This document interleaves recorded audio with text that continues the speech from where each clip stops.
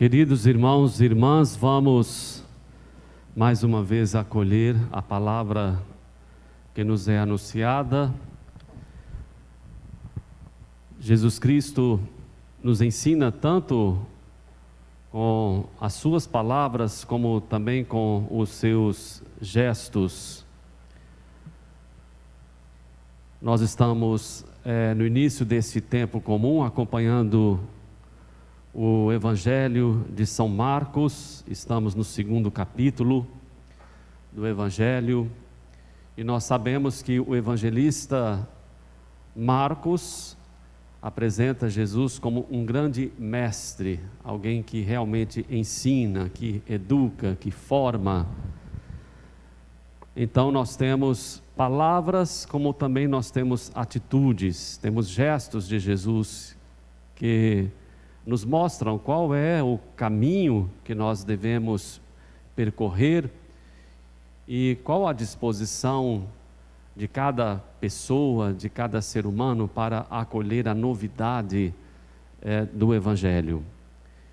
Então nós vamos também acompanhando esses embates, confrontos com autoridades, com líderes religiosos e às vezes com os próprios discípulos. Ontem, por exemplo, nós ouvimos a discussão em torno do jejum, alguns criticando Jesus porque os seus discípulos não jejuavam, enquanto os discípulos de João Batista jejuavam.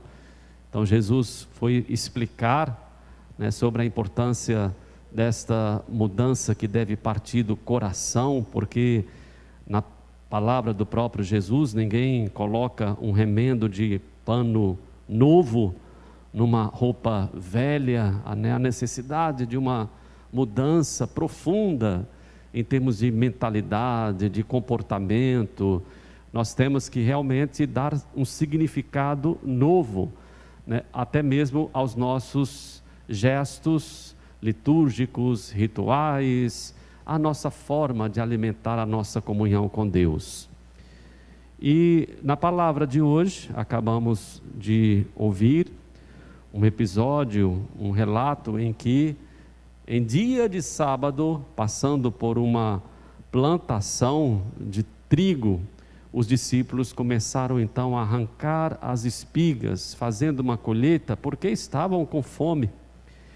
Então nós temos uma atitude, vamos dizer assim, indevida dos discípulos, anunciada ontem, porque eles não jejuavam, segundo a crítica que foi dirigida a Jesus, e logo na sequência, mais um comportamento também assim, aos olhos dos judeus da época, de acordo com seus critérios, um comportamento inadequado, porque eles não estavam guardando o preceito referente ao sábado, o dia do Senhor, o dia do descanso, em que não se podia fazer praticamente nada.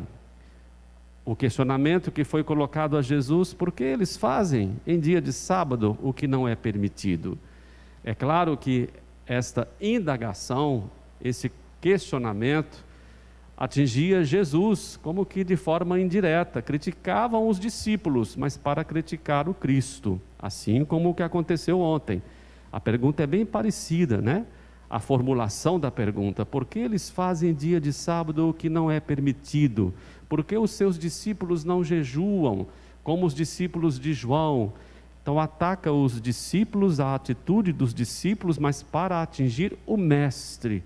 O que nós estamos percebendo é exatamente uma tentativa de diminuir, ou então de interferir nesse ministério tão bonito de Jesus enquanto mestre, enquanto aquele que forma, que educa.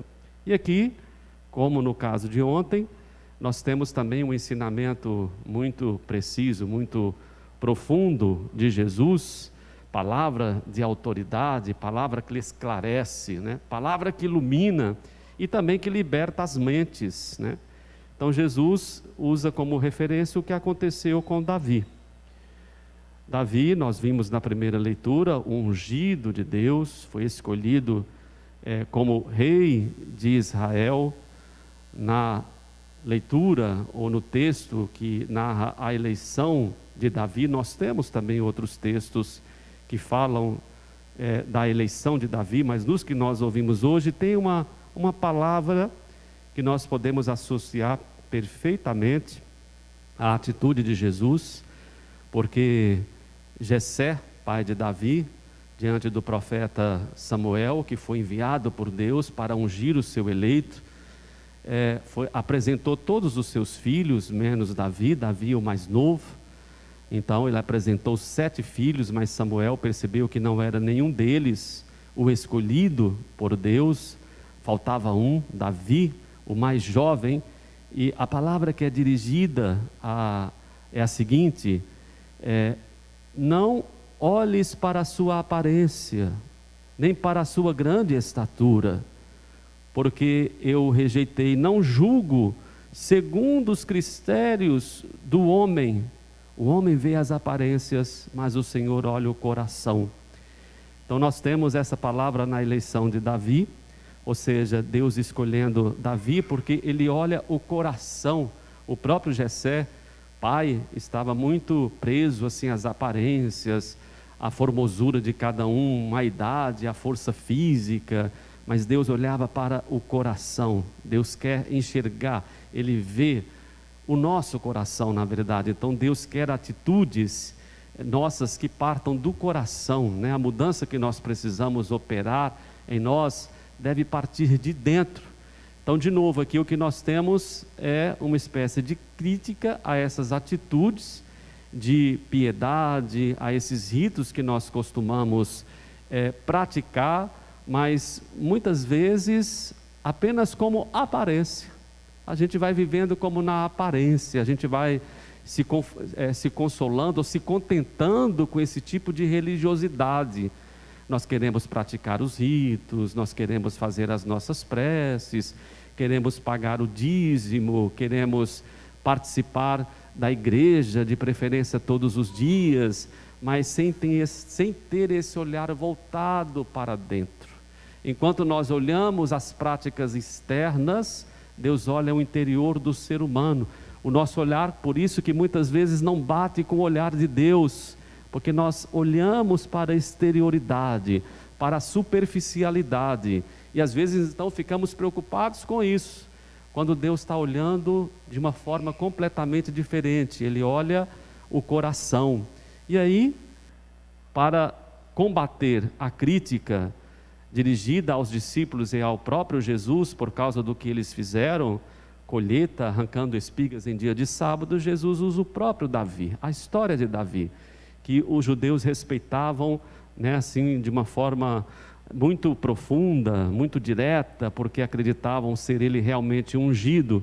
Davi entrou na casa de Deus e deu também aos seus companheiros o pão que só era permitido aos sacerdotes. Então, numa situação também em que eles precisavam de alimento, o grande rei, admirado por todos os judeus, entrou na casa e acabou se alimentando do pão que era destinado apenas aos sacerdotes. E os próprios líderes religiosos, os próprios judeus, não criticavam isso na atitude de Davi, né? Mas o que diz Deus, eu olho o coração, não a aparência. Então temos que tomar muito cuidado com esta prática muitas vezes escrupulosa, né, da religiosidade. Nós ficamos presos a detalhes e esquecemos a essência.